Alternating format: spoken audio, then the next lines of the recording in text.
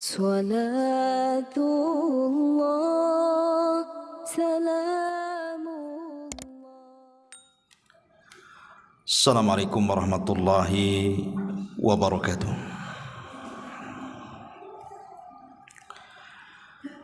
Alhamdulillah wassalatu wassalamu ala Rasulillah wa ala alihi wa sahbihi wa mawalah wa la hawla wa la quwata illa billahi wa ba'du. Alhamdulillah, di malam hari ini kembali kita bisa duduk bertalabul ilmi di Masjid Muhajirin. Kita doakan selalu yang telah membangunnya agar Allah senantiasa menjaganya. Tak lupa salawat dan juga salam tahdiahkan kepada Rasul kita Nabi besar Muhammad sallallahu alaihi wasallam. Kajian di malam hari ini biasa kita masih mengkaji seputar Qasasul Anbiya, kisah-kisah para nabi. Dan malam ini kita akan mengkisahkan satu nabi yang menjadi nabi misterius. Siapa dia? Dialah Nabi Allah Khadir atau Khidir alaihi salatu wassalam.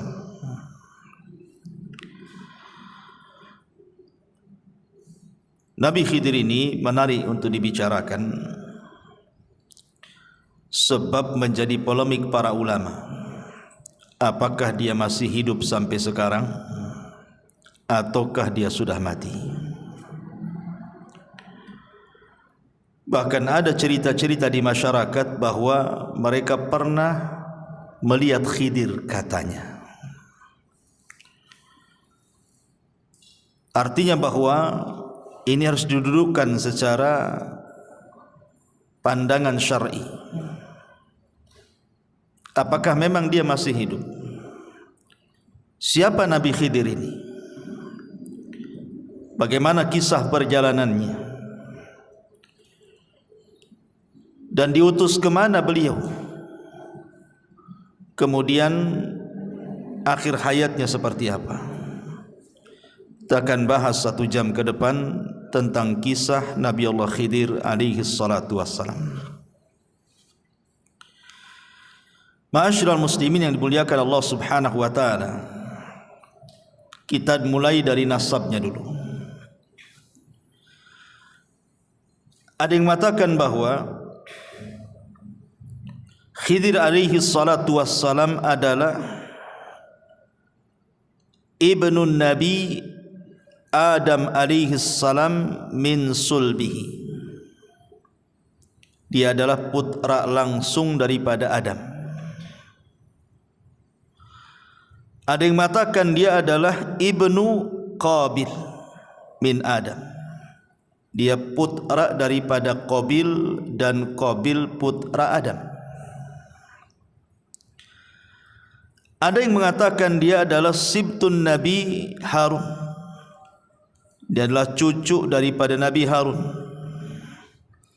dari jalur Al-Is ibn Ishaq ibn Ibrahim. Bahkan ada yang mengatakan dia adalah putranya Fir'aun. Ini saya kan hanya menukilkan pendapat ulama.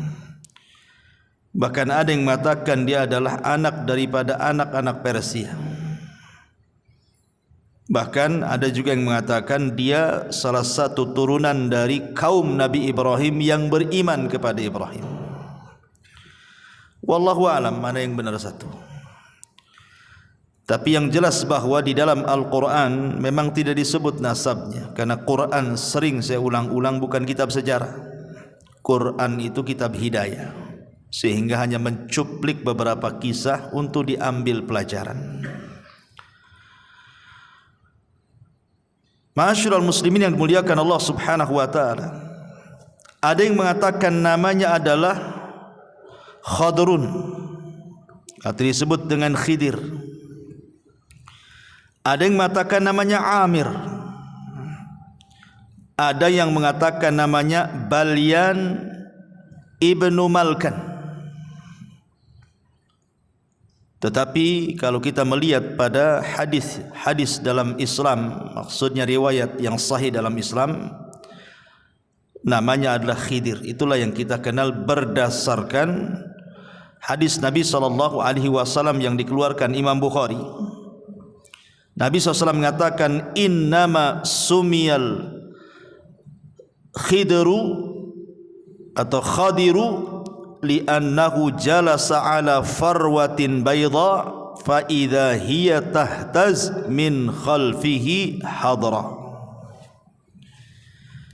Kata Nabi SAW, sesungguhnya dikasih nama Khidir. Kenapa Khidir diberi nama Khidir?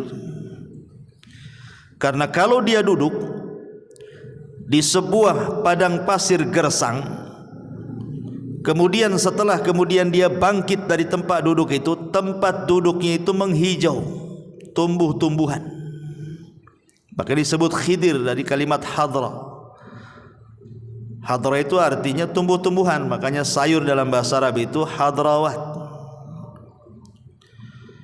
Dan itu salah satu mukjizat Nabi Khidir adalah ketika dia duduk di tempat gersang, bekas tempat duduknya itu tumbuh rumput, menghijau semuanya. Ma'asyiral muslimin yang dimuliakan Allah Subhanahu wa taala, menjadi perselisihan ulama. Apakah Khidir ini seorang rasul? Apakah Khidir ini seorang nabi? Apakah Khidir ini seorang wali? Ataukah dia hanya rajul saleh, orang saleh saja? Atau dia malaikat?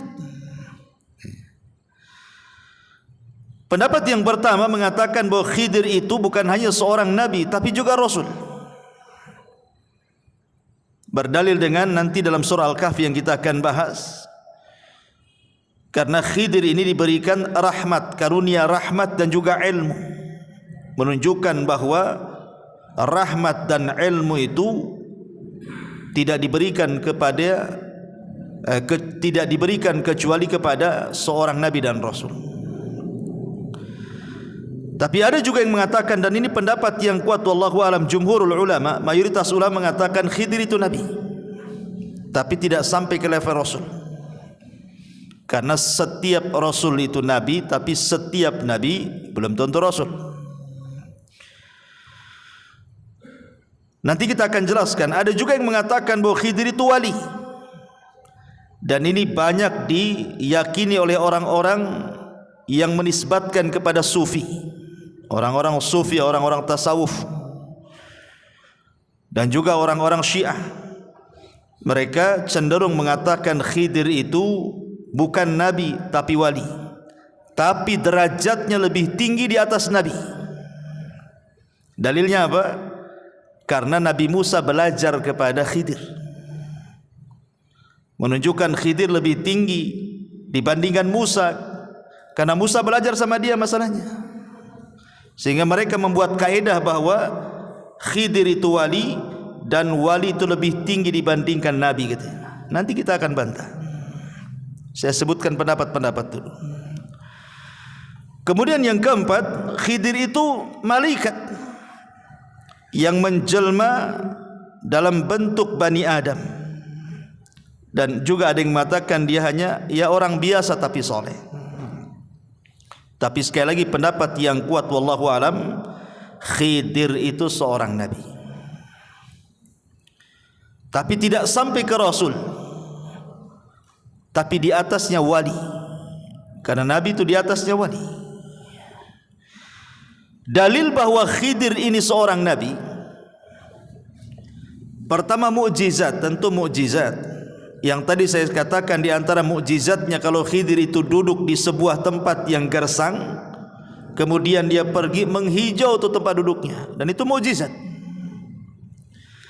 Kemudian dalil yang kedua, nanti kalau kita berkisah setelah ini tentang bagaimana pelajaran Khidir yang ditampakkan kepada Nabi Musa, seperti melobangi kapal, membunuh anak kecil, membenarkan bangunan yang hampir roboh.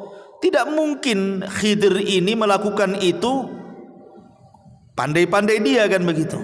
tentu ada wahyu. Seperti membunuh orang. Membunuh tidak boleh. Berarti ketika Khidir membunuh ini karena ada perintah Allah Subhanahu wa taala. Artinya dia seorang nabi mendapatkan wahyu. Bagi orang yang mengatakan wali itu karamah, karena sering saya katakan bahwa keanehan di dunia ini ada berapa? Ada 5 atau 6 ya. Pertama, mukjizat. Mukjizat ini diberikan kepada siapa? Para nabi.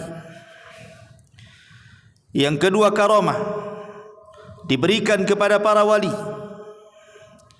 Yang ketiga, maunah, diberikan kepada orang biasa yang saleh. Kemudian yang keempat, sihir, diberikan kepada para dukun, para bomo paranormal. Dan yang terakhir, al-ihana. Ihana itu keanehan tapi untuk menghinakan. Seperti ketika Musailamah al-Kadzab didatangi orang yang buta sebelah, kemudian minta mata yang buta sebelah itu disembuhkan. Datang dia kepada Musailamah al-Kadzab, si nabi palsu itu, karena yakin dia seorang nabi bisa menyembuhkan. Diludahi sama Musailamah, akhirnya dua-duanya buta. Bukannya sembuh, buta dua-duanya. Itu kan dalam rangka ihana, ya, merendahkan. Itulah 5 keanehan yang terjadi. Ma'asyiral muslimin yang dimuliakan Allah Subhanahu wa taala. Adapun apakah Khidir masih hidup atau sudah mati, nanti pembahasannya di akhir. Kita akan masuk pada kisah Nabi Khidir yang saya kutip dari surah Al-Kahfi. Ma'asyiral muslimin yang dimuliakan Allah Subhanahu wa taala, disebutkan dalam Sahih Bukhari, jadi satu hari Nabi Khidir ini dia pernah berceramah menjadi khatib di tengah-tengah Nabi Musa, afwan.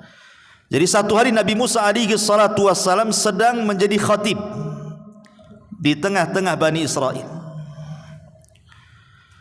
Tiba-tiba kemudian adalah yang hadir di situ bertanya kepada Nabi Musa, "Ya Musa, ada enggak manusia yang lebih alim dibandingkan engkau?" Tiba-tiba Musa mengatakan, "Tidak ada." Musa bukan sombong, tidak. Walaupun kenyataannya memang tidak ada orang alim di zaman itu melebihi Musa, kan begitu.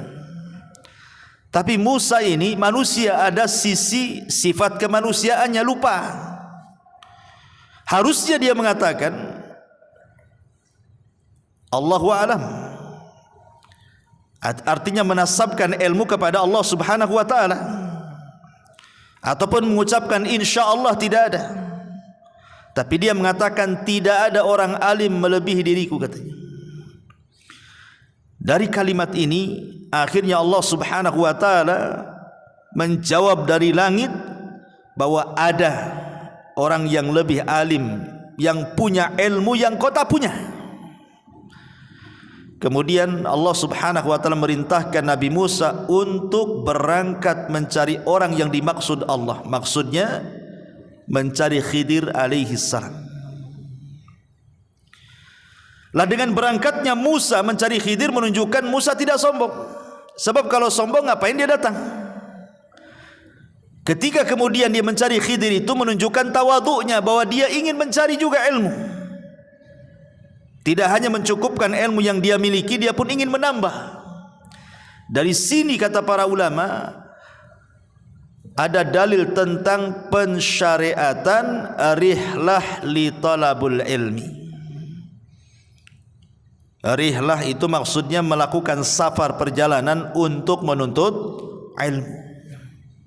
Dan itu kebiasaan para nabi, kebiasaan para sahabat, bahkan kebiasaan para ulama. Lihat Imam Ahmad keliling dunia itu sampai 2 kali. Sampai dikatakan tafa Ahmad marrataini hatta jama'al musnad. Imam Ahmad itu keliling dunia mencari ilmu sampai berhasil mengumpulkan musnad. Buku hadis tertebal itulah buku musnad Imam Ahmad. Entah berapa ribu hadis yang dicatat oleh Imam Ahmad dalam musnadnya itu.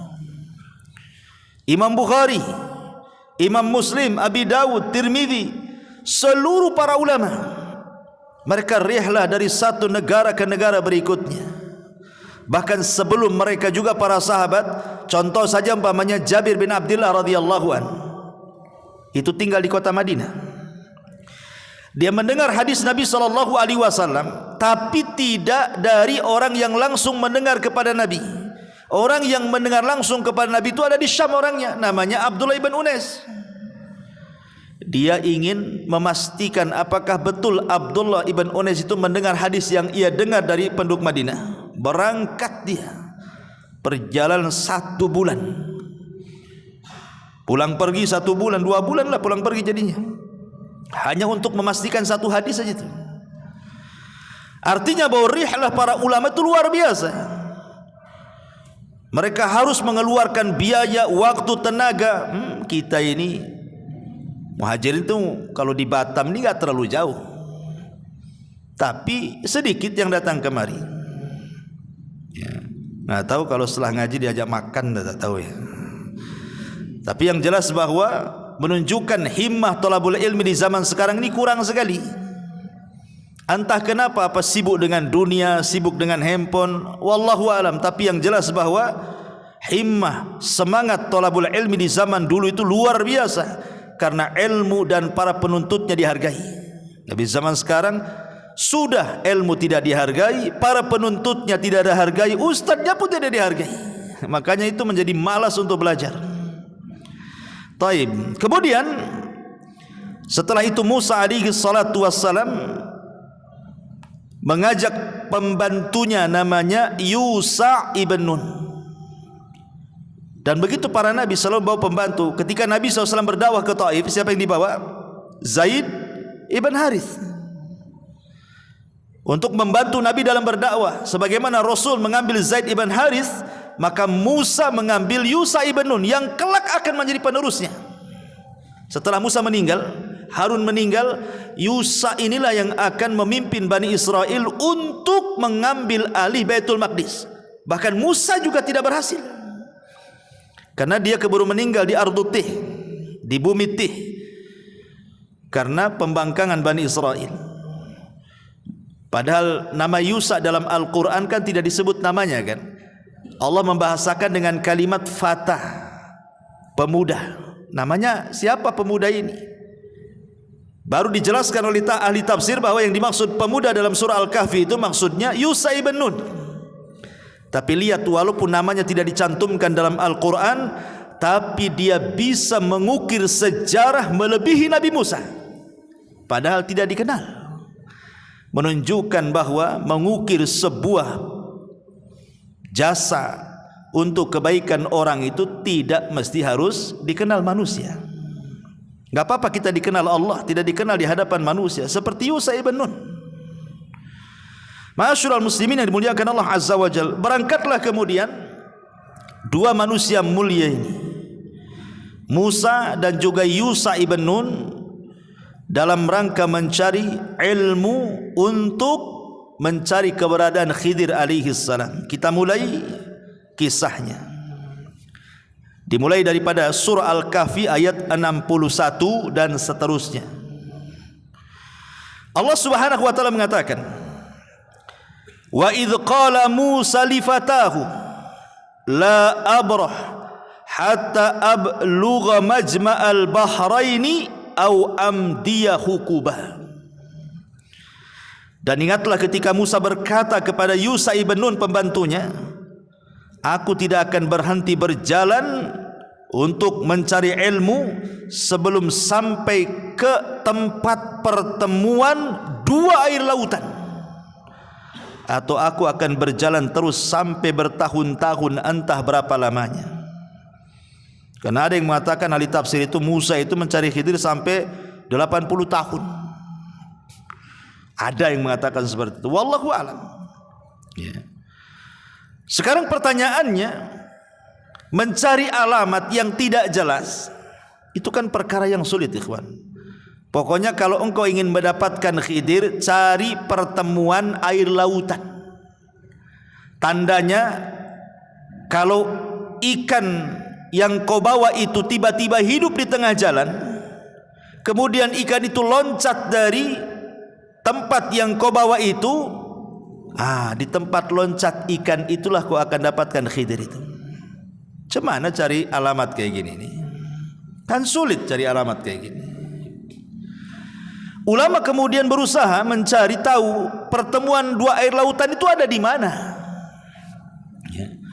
Ada yang mengatakan bahwa pertemuan dua air lautan itu berada di sebuah tempat di dekat Jabal Tariq namanya.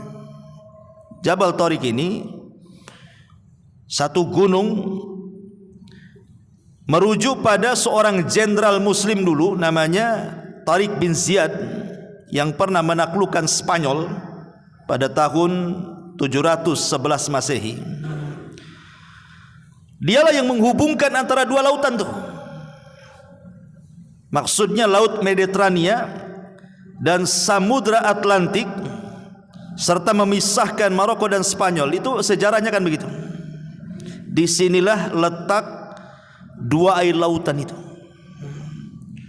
Tapi ada juga yang mengatakan, ahli tafsir mengatakan bahwa yang dimaksud pertemuan dua air lautan itu, ada yang mengatakan maksudnya dia adalah Laut Persia dan Laut Romawi. Ada juga yang mengatakan ya sekitar Mesir lah. Tapi memang kebanyakan para ulama mengatakan bahwa yang dimaksud pertemuan dua lautan itu artinya satu tempat namanya Tonjah. Di sebuah tempat namanya Tonjah, satu kota di Maroko yang berbatasan langsung dengan Spanyol. Wallahu alam, ini yang banyak dikuatkan oleh ahli tafsir.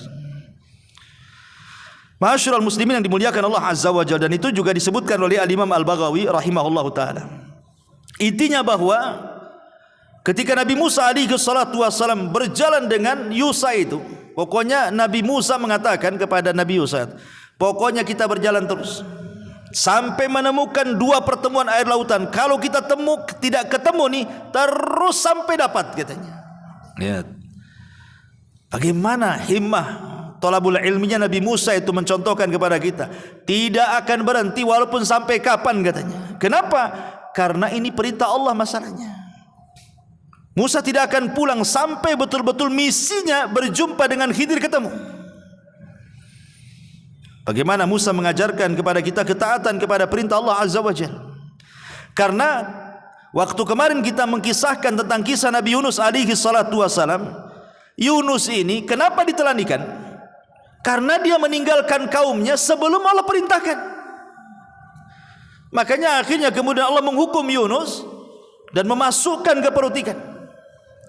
Lah Nabi Musa alaihi salatu wasalam dia tidak mau membangkang perintah Allah. Makanya dia terus berjalan sampai Allah mengatakan falamma balagha majma'a bainihima nasiyahu taghuma fattakhadha sabilahu fil bahri saraba. Maka ketika mereka sampai ke pertemuan dua laut itu, mereka lupa ikannya, lalu ikan itu melompat mengambil jalannya ke arah laut itu. Disebutkan dalam Sahih Bukhari, kan kisah Khidir kan disebutkan oleh Sahih Bukhari itu panjang juga tuh. Jadi ketika Nabi Musa alaihi salatu wasallam dengan Nabi Yusa ini berjalan, rupanya kan mereka ingin istirahat. Ketika istirahat itulah keduanya tertidur. Yang terbangun pertama adalah Yusa ibn Nun. Kemudian Yusa ibn Nun melihat keanehan. Kenapa? Karena ikan yang sudah dibakar itu, mungkin ikan asin lah, semacam ikan asin itu, ikan mati, ikan siap santap sebenarnya. Karena Musa itu kan memang anak Mesir ya, biasa makan ikan di sana. Tiba-tiba kemudian ikan yang mati yang sudah terpanggang itu, siap makan itu, tiba-tiba hidup ikan itu. Dan ini mukjizat. Menghidupkan ikan mati ini kan mukjizat namanya. Lah ketika hidup loncat pula ikan itu, kemudian masuk ke genangan air di situ, tapi tidak pergi dari situ, hanya putar-putar di genangan air itu saja. Yusha ibn Nun ini melihat itu, aneh gitu, kok bisa terjadi seperti itu. Ketika kemudian Musa bangun, Yusha ibn Nun lupa mau menceritakan peristiwa itu. Kata Musa, ayo kita lanjutkan perjalanan, katanya. Yusha lupa, Yusha ibn Nun itu, bahwa itu tandanya kan begitu. Kalau ikan itu loncat dari tempat, nah itulah Khadir di situ kan. Lupanya lupa dia. Kata Nabi, ayo kita lanjutkan perjalanan. Ayo, kata Yusha. Kemudian disebutkan, Allah katakan, falamma jawaza qala li fatahu atina ghada'ana laqad laqina min safarina hadza nasaba. Maka ketika mereka sudah melewati tempat yang tadi ikan loncat di situ, Musa berkata kepada pembantunya, bawalah kemari makanan kita itu. Ikan-ikan itu mana, katanya. Sungguh kita telah merasa letih karena perjalanan kita. Di sini ada keanehan. Nabi Musa itu diberikan kekuatan oleh Allah Azza wa Jal. Dia tidak pernah capek. Mau jalan sejauh manapun tidak pernah capek. Tetapi kali ini dia merasakan kepenatan yang luar biasa. Kok capek kali? Berarti di sini ada sinyal tuh. Ada apa-apa? Kok biasa nggak capek? Kok capek gitu? Akhirnya dia mengatakan kepada Yusha, kita berhenti di sini. Kita makan dulu, katanya. Mana ikan-ikan itu, katanya. Pas ditengok ikan itu sudah tak ada. Kemudian Yusha mengatakan, oh iya, aku baru ingat, kata Yusha ibn Nun, waktu kemarin kita istirahat di sebuah batu tuh, ada peristiwa aneh, ikan yang kita bawa itu hidup kemudian loncat dan ada di genangan air, katanya. Makanya Allah mengatakan, qala ara'aita idh awaina ila sakhrati fa inni nasitul hut wa ma ansanihi illa syaitan an adhkurahu wattakhadha sabilahu fil bahri ajaba. Lalu Yusha ibn Nun mengatakan, tahukah engkau ketika kita mencari tempat berlindung di batu itu, wahai Musa, aku lupa menceritakan tentang ikan itu, katanya. Dan tidak ada yang membuat aku lupa untuk mengingatnya kecuali setan. Dan ikan itu mengambil jalannya ke laut dengan cara yang aneh sekali, katanya. Apa kata Musa? Musa mengatakan, itu yang benar. Ayo kita balik lagi ke situ, katanya. Senang Nabi Musa karena sudah ada titik terang di mana keberadaan Khidir dan pertemuan dua air lautan itu. Ma'asyiral muslimin yang dimuliakan Allah Subhanahu wa taala, di sini ada pelajaran besar bahwa seorang murid dan guru itu tetap harus punya kesabaran. Lihat sabarnya Nabi Musa, tidak menyalahkan Khidir kan? Tidak menyalahkan Yusha ibn Nun. Karena lupa kan gitu. Ketika dia melihat ikannya loncat, harusnya disitulah Yusha memberitahu Musa kan, di sini tempatnya. Tapi karena dilupakan setan, akhirnya mereka pun jauh kali sudah meninggalkan batu itu, baru ingatkan itu. Tapi Musa tak marah. Ini menunjukkan bahwa seorang murabbi, seorang muallim, seorang guru, seorang pendidik harus punya kesabaran kepada anak didiknya. Seperti Musa alaihi salatu wassalam di sini. Ma'asyiral muslimin yang dimuliakan Allah Subhanahu wa taala. Ketika sampai di batu itu, tiba-tiba kemudian Musa dan Yusha ini melihat ada orang yang berbaju tebal, longgar, lebar, ya. Sebagaimana disebutkan dalam hadis Bukhari, falamma intahaya ila sakhrati idza rajulun musajjin bi thawbin. Kata Nabi SAW, ketika keduanya Yusha dan juga Musa ini sampai di batu itu, tiba-tiba ada seorang laki-laki yang menggunakan pakaian sangat longgar sekali. Fasallama Musa, maka Musa pun mengucapkan salam, assalamualaikum. Faqala Khidir, rupanya Khidir itu di depan dia. Khidir mengatakan, wa anna bi ardikas salam. Bagaimana cara mengucapkan salam di negerimu? Seolah-olah Khidir aneh gitu, kok ada mengucapkan salam di negeri dia, nggak ada orang mengucapkan salam tuh. Kemudian Khidir tanya, siapa kamu? Maka Musa mengatakan, ana Musa, saya ini Musa. Kata Khidir, Musa siapa? Kata Nabi Musa, Musa Bani Israel. Baru ngeh dia. Oh, kamu Musa Bani Israel. Dari sini menunjukkan apa? Khidir itu tidak tahu yang gaib. Sebagaimana prasangka sebagian orang terhadap Khidir itu, bahwa Khidir itu manusia yang punya ilmu laduni, mampu menerawang, mampu melihat hal-hal gaib. Menebak Nabi Musa saja tak bisa. Siapa kamu? Kalau dia memang tahu yang gaib kan sudah tahu, oh kamu Musa Bani Israel. Kenapa mesti tanya dulu? Ya. Dari sini menunjukkan bahwa Khidir itu juga sama dengan yang lainnya, tidak tahu yang gaib kecuali yang Allah beritahukan saja. Karena kegaiban itu hanya milik Allah Subhanahu wa taala. Lah dari sini setelah kemudian Musa betul-betul berjumpa dengan Khidir, maka Musa mengatakan, Allah katakan, qala lahu Musa, hal attabi'uka ala an tu'allimani mimma ullimta rusyda. Musa berkata, bolehkah aku mengikutimu agar engkau mengajarkan kepadaku ilmu yang benar yang telah diajarkan kepadamu untuk menjadi petunjuk bagiku, katanya. Di sini ada pelajaran adab. Seorang pelajar, seorang thalabatul ilmi, kalau hendak meminta ilmu kepada seorang guru ya harus beradab. Lihat Nabi Musa saja beradab. Padahal secara kedudukan Musa itu jauh di atas Khidir. Bagaimana tidak jauh di atas Khidir? Dia bukan hanya seorang nabi, dia bukan hanya seorang rasul, dia adalah kalimur rahman, dia adalah ulul azmi minar rusul, dan dialah nabi yang paling masyhur dari seluruh nabi-nabi Bani Israel, dan turun Taurat padanya. Khidir tidak ada kitab turun kepada dia. Tapi karena Musa berhajat ingin mengambil ilmu Khidir, maka dia beradab, meminta dengan sangat lembutnya dan mengatakan, bolehkah aku mengikutimu agar engkau mengajarkan kepadaku ilmu yang benar yang telah Allah ajarkan kepadamu supaya menjadi petunjuk bagiku, katanya. Subhanallah, bagaimana Musa beradab. Dari sini kata para ulama, la yambulu ar-rajulu, la yambulu ar-rajulu, orang itu belum dikatakan cerdas kecuali dia bisa mengambil ilmu ala man fauqahu wa ala man dunahu wa ala man siwahu, kecuali dia bisa mengambil ilmu dari orang yang di atas dia, dari orang yang di bawah dia, atau dari orang yang setara dengan dia. Itu baru cerdas orang itu. Ma'asyiral muslimin yang dimuliakan Allah Azza wa Jalla. Dan di sini juga ada pendalilan yang salah yang saya katakan tadi.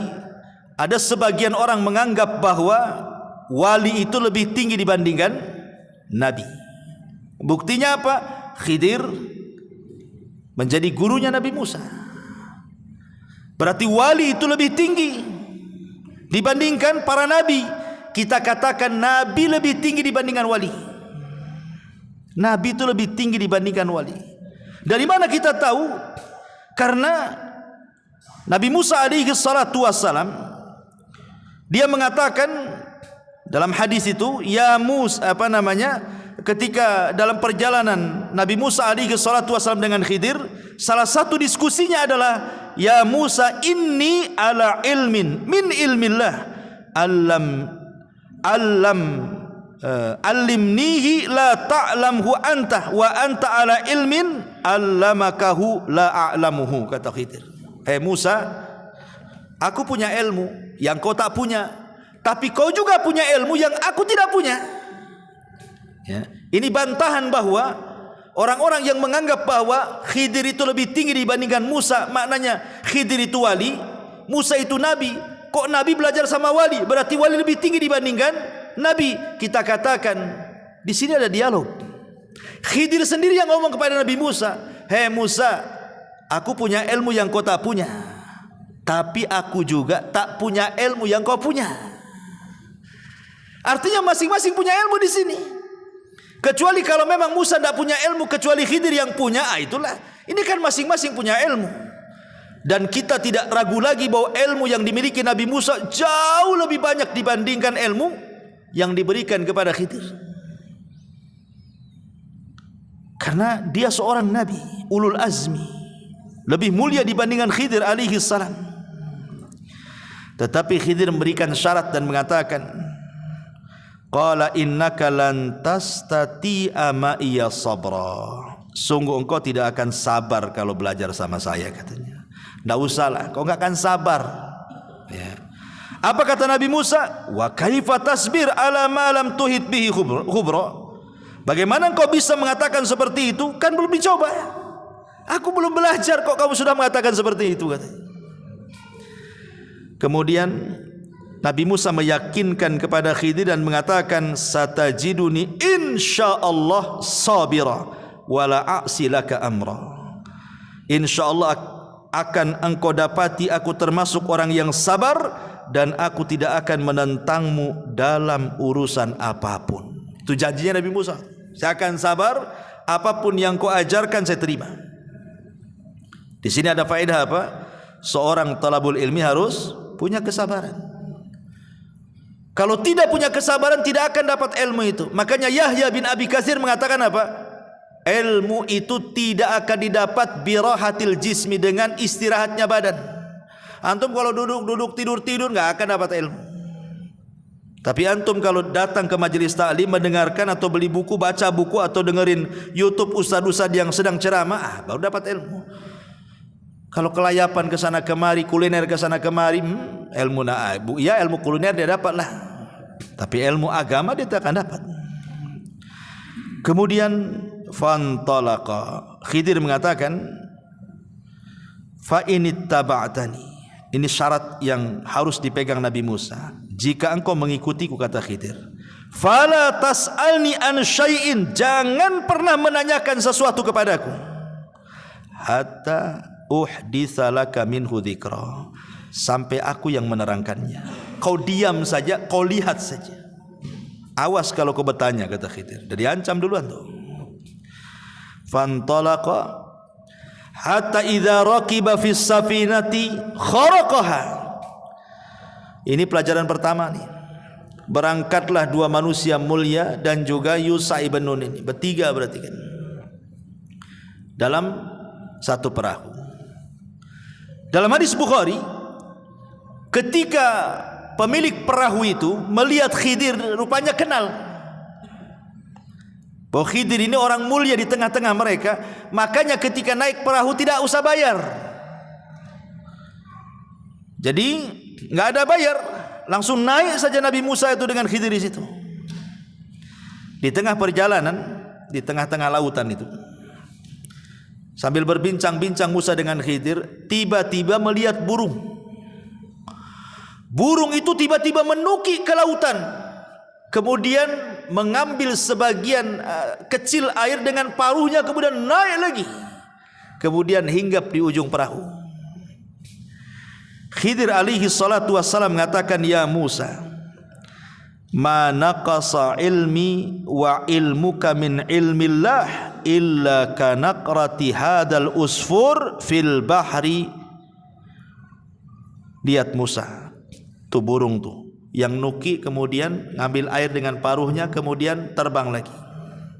Ilmu saya dengan ilmu kamu kalau digabungkan itu hanya seteguk air yang diminum oleh burung itu.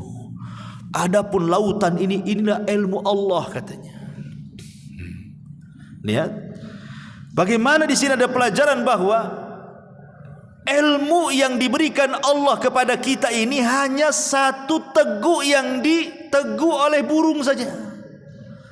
Itulah dengan satu teguk itulah ada yang jadi profesor, ada yang jadi dokter, ada yang jadi insinyur, ada yang jadi penemu, jadi orang cerdik, cerdas, pandai dan begitu seterusnya. Hanya setitiklah ilmu Allah yang Allah berikan kepada kita itu. Lebihnya lautan itu ilmu Allah. Di sini ada pelajaran, jangan sombong. Satu jengkal di bawah kaki aja kita nggak tahu apa isinya.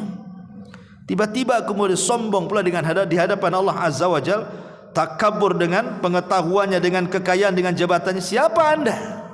Ilmu yang Anda miliki itu bagian dari ilmu yang setetes yang diteguk burung itu. Ya. Ma'asyiral muslimin yang dimuliakan Allah Azza wa Jalla. Kemudian ketika sampai di daratan, sudah kapal itu sudah mendarat gitu ya, sudah menepi. Tiba-tiba Nabi Khidir alaihi salatu wassalam merusak kapal itu dengan cara apa? menyobek satu papan, ditarik satu papan itu, ya secara otomatis tiba-tiba kapal itu tenggelam lah. Lah Musa masih di situ, Khidir masih di situ, yang punya perahu masih di situ. Apa kata Nabi Musa alaihi salatu wassalam? Qala akharaqtaha litughriqa ahlaha laqad ji'ta syai'an amra. Kata Nabi Musa, sungguh engkau telah berbuat sesuatu yang salah besar wahai Khidir. Kenapa kau bolongi perahu ini, katanya? Apakah kau akan menenggelamkan pemiliknya? Padahal dia di sana juga. Musa tidak mengatakan apakah kau akan menenggelamkan kapalnya, tidak, tapi apakah kau akan menenggelamkan pemiliknya. Nabi Musa mendahulukan jiwa orang tuh, bukan perahunya tapi jiwanya. Yang kedua, Nabi Musa berpikir ini orang nggak tahu baik budi ini, udah dikasih tumpangan gratis, nggak bayar lagi, tiba-tiba kemudian sudah sampai dibolongi, dirusak pula kapal itu. Mana syukurnya? Seolah ngomong begitu itu Nabi Musa kepada Khidir itu. Makanya dia agak emosi kan, karena Nabi Musa ini pantang melihat sebuah kemungkaran itu. Musa lupa perjanjian di awal kan. Apa perjanjiannya? Jangan tanya, jangan tanya ya. Kalau kau tanya jangan belajar, itu kan perjanjiannya. Tapi spontanitas karena melihat kemungkaran lupa diri dia. Akhirnya dia mengatakan ini apa-apaan ini, katanya. Makanya kemudian Khidir mengatakan alam akul innaka lan tastati'a ma'iya sabra. Kata Khidir, bukankah sudah kukatakan engkau tidak akan sabar kalau belajar kepadaku, katanya. Buktinya nih baru satu pelajaran udah sibuk kau, katanya. Akhirnya Musa berjanji dan mengatakan qala la tu'akhidni bima nasid wa la turhikuni min amri usra. Kata Nabi Musa, janganlah engkau menghukum aku karena kelupaanku, dan jangan pula engkau membebani aku dengan sesuatu yang sulit dalam urusanku. Janganlah ngajari yang aneh-aneh, katanya. Tapi memang lupa saya tadi.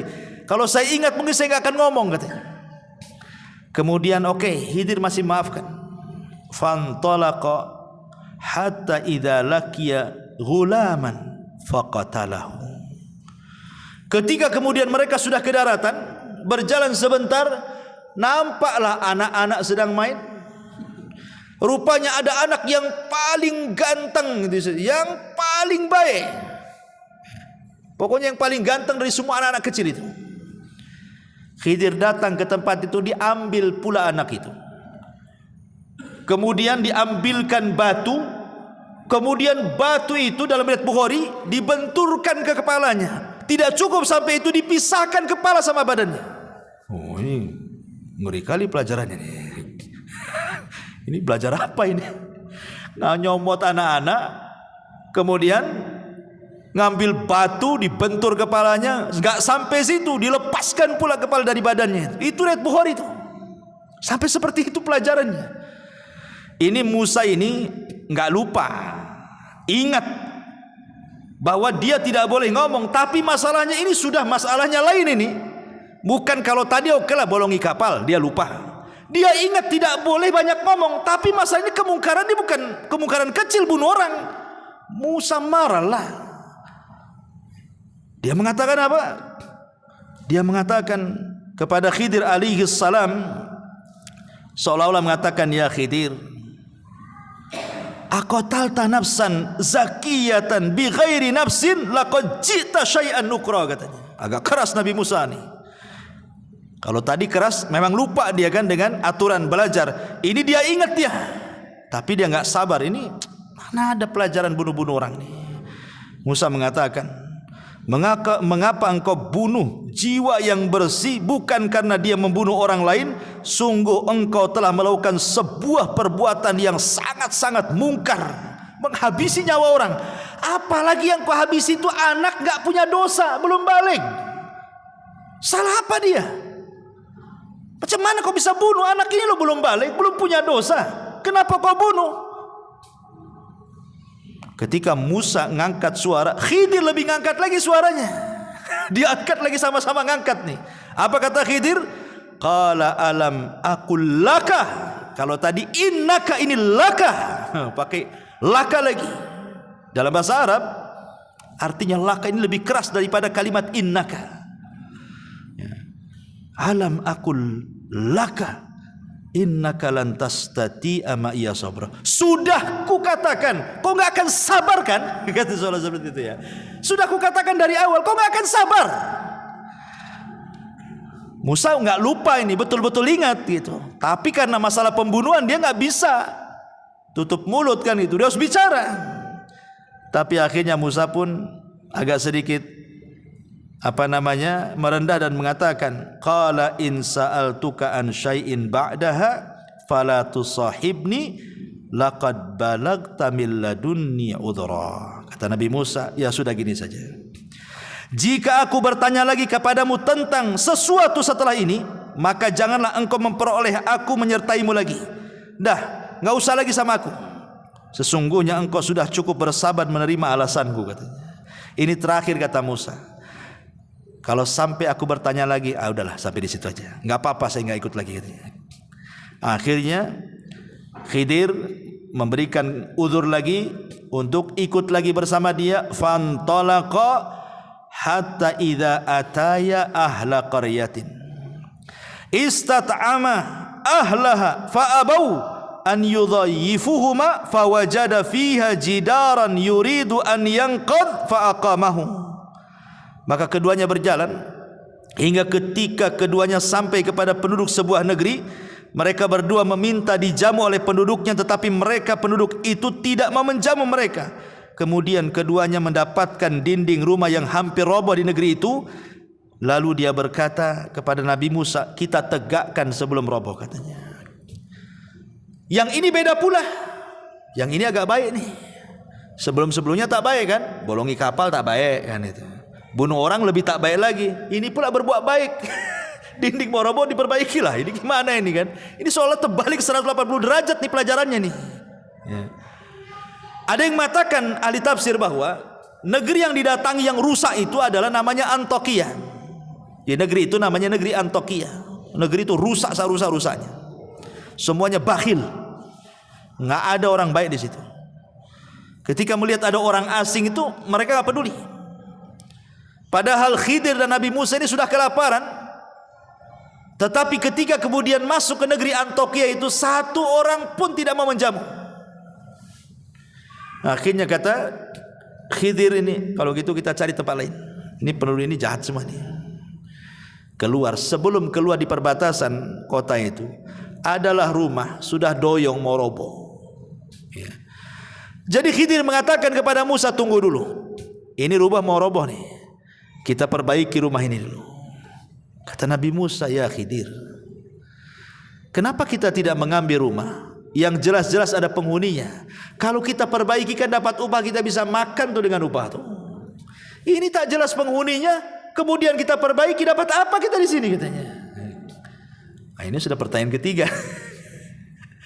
Ya, makanya kemudian Khidir marah dan mengatakan, hadza firaqi baini wa bainik. Inilah perpisahan antara aku dengan kamu. Sudah ini udah ketiga kalinya masalah yang ngomong. Ya. Ma'asyiral muslimin yang dimuliakan Allah Subhanahu wa taala. Lah sebelum berpisah itulah Khidir menjelaskan kenapa dia sampai membolongi kapal. Kenapa dia sampai membunuh jiwa anak kecil yang tak bersalah. Kenapa sampai memperbaiki dinding yang mau roboh. Apa kata Khidir kepada Musa sebelum pisah? Ammas safinatu fakanat limasakina ya'maluna fil bahri fa aradtu an aibaha wa kana wara'ahum malikun ya'khudhu kulla safinatin ghasban. Adapun perahu itu adalah milik orang miskin.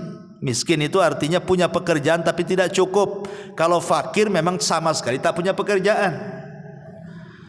Jadi miskin dengan fakir itu, fakir di bawahnya, miskin di atasnya.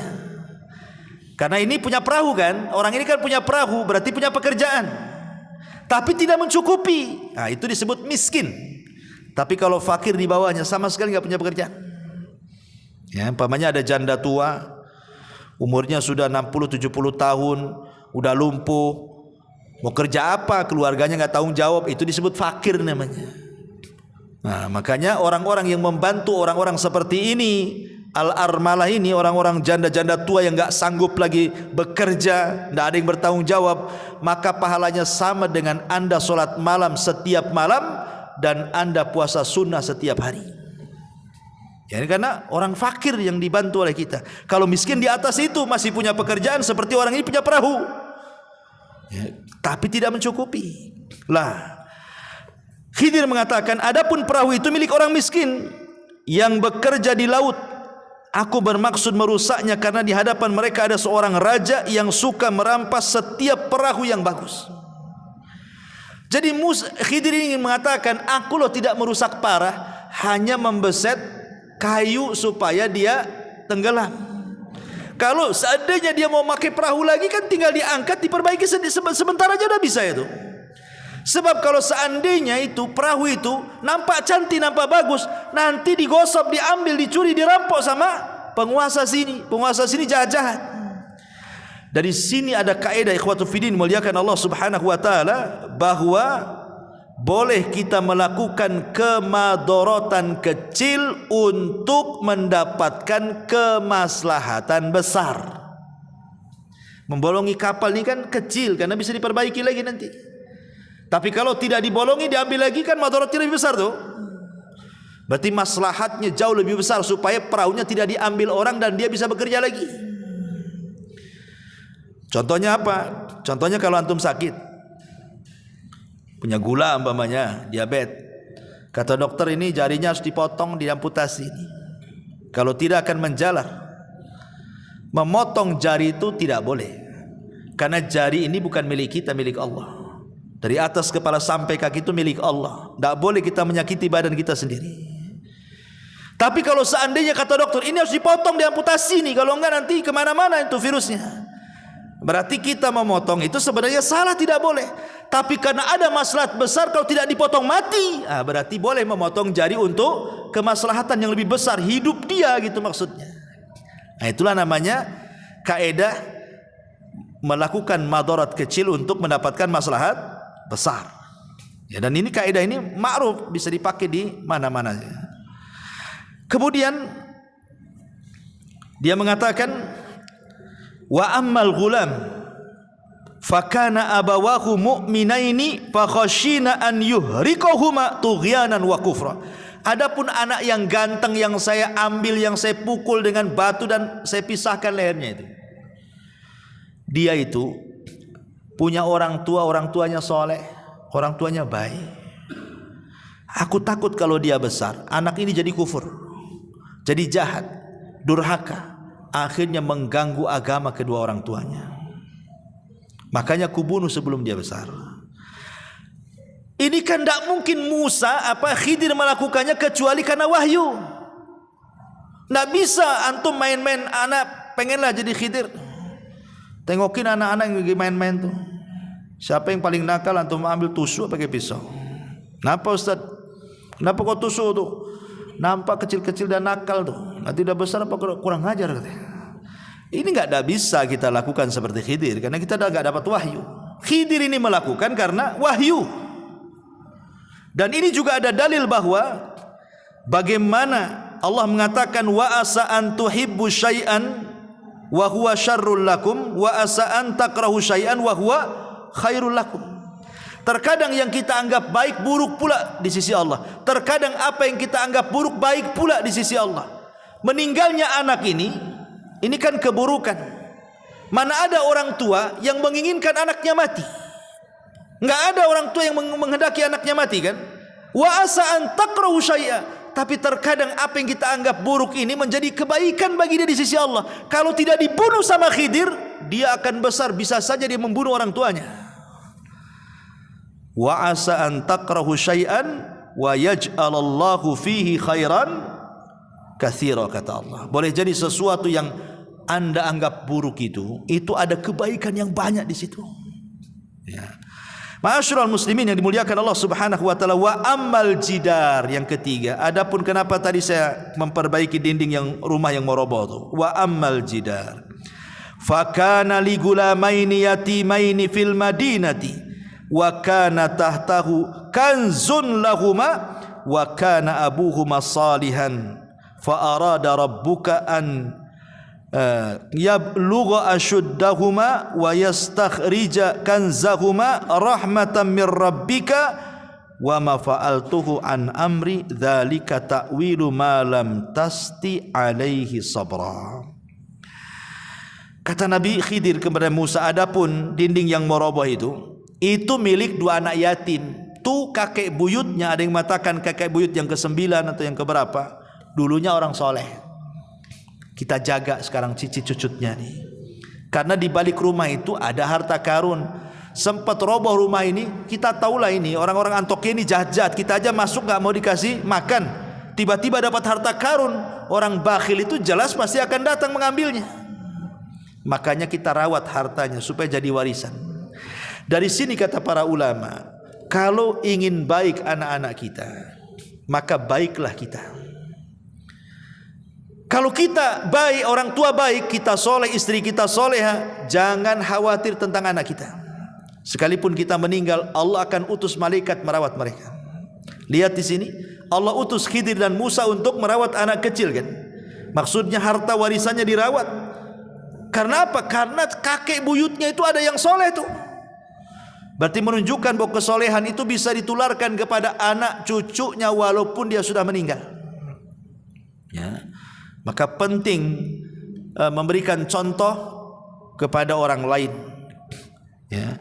Ini diantara takwil daripada Khidir kepada Musa alaihi salam, dan dia akhiri dengan mengatakan apa? Wa ma fa'altuhu an amri. Musa, aku tidak melakukan ini bukan karena pandai-pandai aku, tidak, tapi ini karena perintah Allah. Nah, dari sini menunjukkan Khidir itu nabi, ya, karena bukan atas kehendak dia, tapi ada yang nyuruh. Siapa yang nyuruh? Allah Subhanahu wa taala. Inilah perkara yang kau tidak bisa sabar di situ.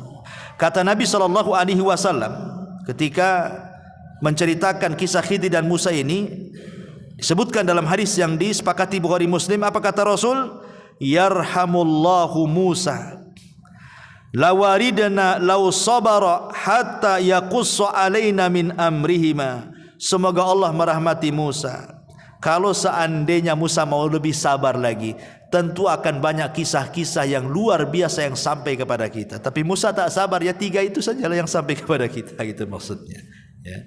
Taib, sampai di sini kisahnya. Sekarang, apakah Khidir itu masih hidup ataukah sudah mati? Ini pembahasan terakhir. Ma'asyiral muslimin yang dimuliakan Allah Subhanahu wa taala. Ada yang mengatakan bahwa Khidir itu masih hidup dengan dalil. Dalil yang pertama, riwayat Ibnu Abbas radhiyallahu an, bahwa Khidir itu akan dipanjangkan usianya sampai berjumpa dengan Dajjal dan dia mendustakan di depan Dajjal. Menunjukkan Khidir masih hidup karena Dajjal di akhir zaman keluarnya. Ini satu. Kemudian yang kedua, dalilnya adalah ketika Nabi SAW meninggal, para sahabat sedang berkumpul. Tiba-tiba kemudian datang orang tidak dikenal. Orang itu baik, cara ngomongnya santun, bla bla bla bla macam-macam. Maka para sahabat heran, siapa orang baik, bijak, ngomongnya enak tuh? Bertanyalah sahabat ini kepada Abu Bakar dan Ali radhiyallahu an. Maka Abu Bakar dan Ali mengatakan, bi anna hadza al-Khadir. Itu adalah Khadir katanya. Jadi sepeninggal Rasul Khadir masih ada tuh. Karena Abu Bakar dan Ali mengatakan seperti itu. Kemudian dalil yang ketiga adalah ijtima'ul Khadir wal Ilyas fi kulli musimin minal hajj. Dalam sebuah riwayat bahwa setiap musim haji Nabi Khidir dan Ilyas itu biasanya ketemu di Mekah sama-sama haji, kemudian saling mencukur rambut. Setiap musim haji. Kemudian yang keempat dijelaskan ijtima'ul Khadiri wa Jibril wa Mikail wa Israfil fi Arafat. Ketika haji maka Jibril akan datang, Mikail akan datang, Israfil akan datang, dan mereka akan bersama Khidir di Arafah. Menunjukkan bahwa Khidir belum mati. Tetapi ulama membantah. Satu, Imam Ibnu Hajar ketika mengomentari hadis Ibnu Abbas yang pertama, beliau mengatakan hadis itu mungkar. Bukan hanya dhaif, mungkar lagi, tak bisa diambil. Adapun dalil yang kedua, Imam Bukhari yang mengatakan hadis itu juga mungkar. Adapun yang ketiga, Imam Ibnu Hajar mengatakan ada 2 orang yang matruk, ditinggalkan riwayatnya. Adapun hadis yang keempat juga disebutkan oleh Imam Ibnu Hajar tentang berkumpulnya Khidir, Jibril, Mikail dan Israfil di Arafah itu. Hadis itu maudhu, palsu. Dan banyak riwayat-riwayat, hampir seluruh yang mengatakan Khidir itu masih hidup, tidak ada yang sahih riwayatnya. Dan pendapat yang kedua, Khidir itu sudah meninggal. Dan ini perkataan Imam Bukhari, pendapat Ibnu Al-Jauzi, pendapat Abul Husain, pendapat ulama-ulama salaf yang lainnya. Dalilnya satu, firman Allah surah Al-Anbiya ayat 34, Allah mengatakan wa ma ja'alna li basyari min qablikal khulda afa immitta fahumul khalidun. Kami tidak menjadikan hidup abadi bagi seorang manusia pun sebelum kamu, maka jika kamu mati apakah mereka kekal? Ya enggak lah, tidak ada yang kekal, kata Al-Quran. Maka Khidir masuk pada ayat ini. Dalil yang kedua adalah surah Al-Imran ayat 81, ketika Allah menjelaskan tentang perjanjian para nabi, kalau Allah mengutus Muhammad mereka akan menolongnya, mereka akan berusaha masuk ke agamanya dan begitu seterusnya. Baca dalam surah Al-Imran. Kata Ibnu Katsir ketika memberikan catatan kepada Al-Imran ayat 81 itu, dia mengatakan faqala Ibnu Katsirin annahu idza kana al-Khadiru hayyan fahuwa yadkhulu fi mitsaqil anbiya fayansuruna nabiyya sallallahu alaihi wasallam min a'daihi. Kalau memang Khidir itu hidup, tentu dia akan masuk pada perjanjian para nabi. Kalau diutus nabi akan ditolong. Tapi mana buktinya? Saat Nabi kalah di perang Uhud, mana Khidirnya? Nggak datang. Saat perang Badar yang Rasul ketakutan luar biasa, jumlah 314 orang melawan 1000 orang, mana Khidirnya? Nggak muncul. Berarti Khidir sudah meninggal. Ya. Padahal kalau memang dia masih hidup, dia harus masuk pada surah Al-Imran 81, masuk dalam perjanjian setiap para nabi, kalau diutus nabi akan ditolong. Tapi tak muncul-muncul juga. Dan itu senada dengan ucapan Ibnu Taimiyah rahimahullahu taala. Apa kata Ibnu Taimiyah saat ditanya apakah Khidir masih hidup? Kata beliau, "Lau kana al-Khadiru hayyan lawajaba alaihi an ya'tiyan nabiyya sallallahu alaihi wasallam wa yujahidu baina yadayhi wa yata'allama minhu. Wa qad kana an-nabiyyu sallallahu alaihi wasallam yauma badrin Allahumma in tahlik hadhihi isabah falan tu'bad abada." Ila akhirih. Kata Imam Ibnu Taimiyah saat ditanya apakah Khidir masih hidup, kata Ibnu Taimiyah, kalau Khidir hidup maka Khidir wajib datang menghadap Nabi, berjihad dengan Nabi, belajar kepada Nabi. Sekarang ketika perang Badar, mana Khidir? Kata Ibnu Taimiyah, tak ada. Kemudian juga hadis Nabi SAW yang dikeluarkan Imam Muslim dalam sahihnya, ma min nafsin manfusatin al-yawma ta'ti 'alaiha mi'atu sanatin wa hiya hayyatun yawma idzin. Tidak ada satu jiwa pun yang hidup pada hari ini telah lewat 100 tahun pasti dia akan binasa. Khidir udah lebih 100 tahun lah, udah meninggal lah. Bahkan dalam hadis yang lain, la yabqu ala ra'si mi'ati sanatin mimman huwa ala wajhil ardi ahadun. Tidak akan tersisa seorang pun di muka bumi ini pada 100 tahun yang akan datang. Artinya sudah meninggal lah. Ya, maka pendapat yang kuat wallahu alam, Khidir sudah meninggal. Bahkan Ibrahim Al-Harbi pernah bertanya kepada Imam Ahmad. Imam Ahmad ditanya soal apakah Khidir hidup ataukah mati. Imam Ahmad ditanya siapa? Oleh Ibrahim Al-Harbi. Apa kata Imam Ahmad? Man ahalla ala ghaibin lan yansab minhu wa ma alqa hada illa syaitan. Siapa yang menekuni masalah-masalah gaib klinik, dia tidak akan bisa bersikap proporsional dalam masalah ini. Tidak ada yang membisikkan berita itu kecuali setan, katanya. Nah, itu tegas Imam Ahmad tuh. Kalau ada yang mengatakan Khidir hidup, kata Imam Ahmad, tidak ada yang membisikkan Khidir hidup kecuali setan. Itu Imam Ahmad yang ngomong begitu. Ya. Dari sini kita tahu bahwa Khidir sudah meninggal dunia. Wallahu a'lam bishawab. Subhanakallahumma bihamdika Asyhadu an la ilaha illa anta astaghfiruka wa atubu ilaik. Allahu taala alam. Assalamualaikum warahmatullahi wabarakatuh.